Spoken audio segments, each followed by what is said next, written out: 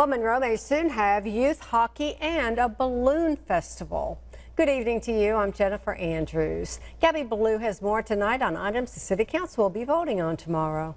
City leaders and people in the community gathered at the Monroe Civic Center to talk about big things possibly coming to Monroe. Having these opportunities such as hockey and air shows and the Children's Museum provide vital opportunities from people from around the region to visit our city and to know and love it like we do.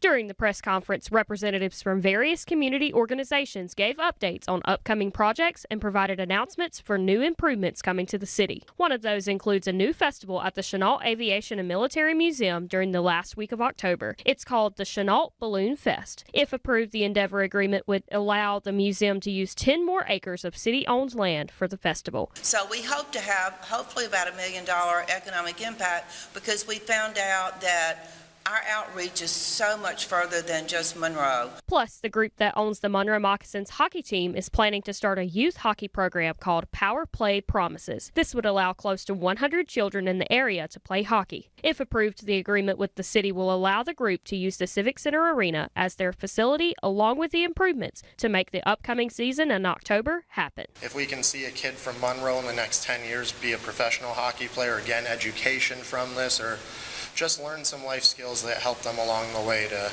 have a bright future. That's the goal of it. The Monroe City Council is also set to vote on an agreement with the Northeast Louisiana Arts Council to restore the dragonfly that was once in Forsyth Park years ago. This would allow the organization to start a fundraising campaign with hopes of receiving $25,000 in donations to restore it. Any money that is received beyond that goal would go towards maintaining the dragonfly and other sculptures created by Edmund Williams. With the city's approval and blessing, it's time for the iconic dragonfly to return to its home for future generations to see and enjoy.